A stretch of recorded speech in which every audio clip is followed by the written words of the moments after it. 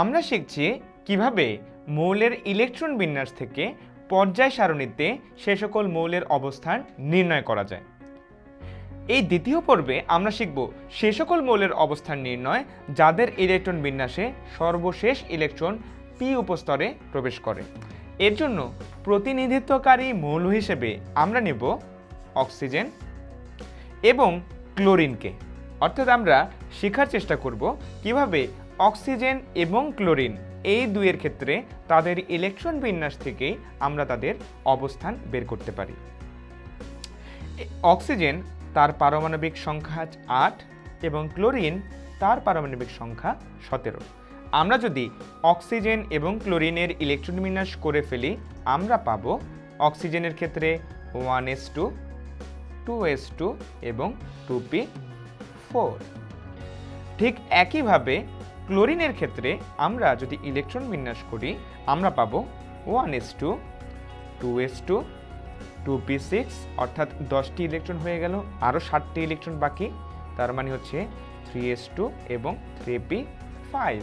সুতরাং এই হচ্ছে অক্সিজেন এবং ক্লোরিনের ইলেকট্রন বিন্যাস। এখন আমরা অক্সিজেন এবং ক্লোরিনের জন্য শুধুমাত্র তাদের পর্যায় কত এবং তাদের গ্রুপ কত এই দুটি জিনিস বের করব।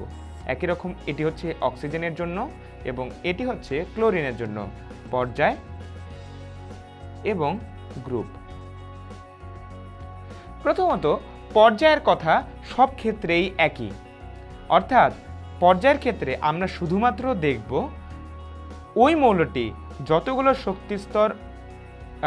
শক্তিস্তর নিয়ে ইলেকট্রন বিন্যাস করতেছে, অর্থাৎ যতগুলো শক্তিস্তরে তার ইলেকট্রন সমূহ সজ্জিত আছে তার সর্বোচ্চ সংখ্যা।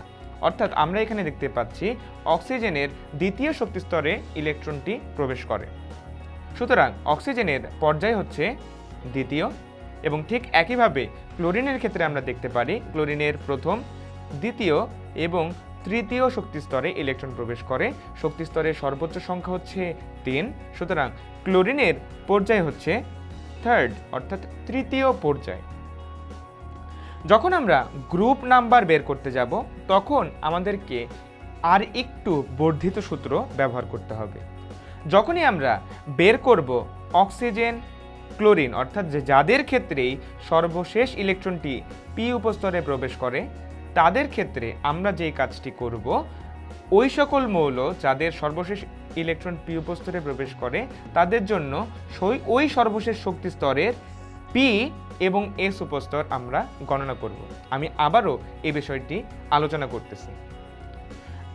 অক্সিজেনের ক্ষেত্রে পি উপস্তরে সর্বশেষ ইলেকট্রন প্রবেশ করে, এজন্য আমরা যে কাজটি করব দ্বিতীয় শক্তি স্তরের এস এবং পি উপস্তরে যতগুলো ইলেকট্রন আছে সেই ইলেকট্রন সংখ্যার যোগ করব, অর্থাৎ 2 + 4 অর্থাৎ 6।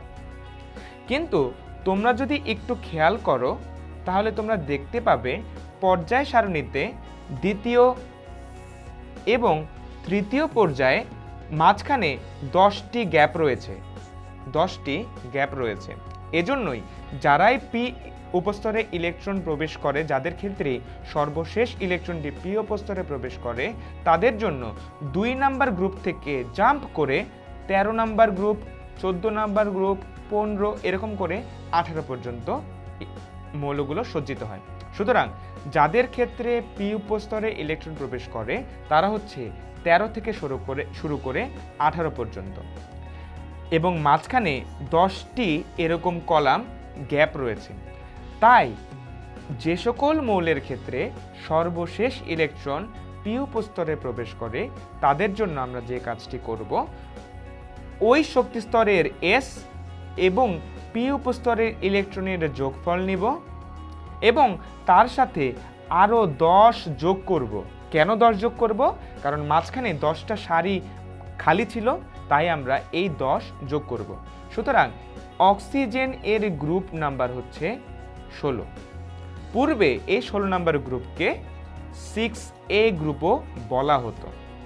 তার মানে আমরা কি করলাম, যে সকল মৌলের ক্ষেত্রে সর্বশেষ ইলেকট্রন পি উপস্তরে প্রবেশ করে তাদের জন্য ওই সর্বশেষ শক্তিস্তরের এস এবং পি উপস্তরের ইলেকট্রনের যোগফল নিলাম এবং তার সাথে আরও 10 যোগ করলাম, কারণ মাঝখানে 10টি সারি খালি ছিল, অর্থাৎ 2-এর পর 13তে গিয়ে আবার শুরু হচ্ছে আমাদের গ্রুপ নাম্বার, তাই 10 যোগ করলাম। এই যোগফলই হচ্ছে অক্সিজেনের গ্রুপ নাম্বার। ঠিক একইভাবে আমরা যদি ক্লোরিনের গ্রুপ নাম্বার বের করতে চাই, তাহলে আমরা দেখব সর্বশেষ ইলেকট্রনটি পি উপস্তরে প্রবেশ করে, তাই আমরা এই সর্বশেষ শক্তি স্তরের এস এবং পি এই দুই উপস্তরের যে ইলেকট্রন সংখ্যা অর্থাৎ 2 এবং 5 যোগ করব, 2 + 5, এর সাথে আরও 10 যোগ করব। কেন আরও 10 যোগ করব? কারণ মাঝখানে 10টি কলাম খালি ছিল, তার মানে এই যোগফল অর্থাৎ 17ই হচ্ছে ক্লোরিনের গ্রুপ নাম্বার। পূর্বে এই 17 গ্রুপকে 7A গ্রুপও বলা হতো। সুতরাং এই হচ্ছে সে সকল মৌলের ক্ষেত্রে পর্যায় সারণীতে তাদের অবস্থান নির্ণয়, যাদের ক্ষেত্রে সর্বশেষ ইলেকট্রনটি পি উপস্তরে প্রবেশ করে, পর্যায় নাম্বার এবং গ্রুপ নাম্বার। খেয়াল রাখতে হবে অবশ্যই আমরা ইলেকট্রনের যোগফলের সাথে যোগ করছি আরও 10, কারণ মাঝখানে আরও 10টি কলাম খালি ছিল।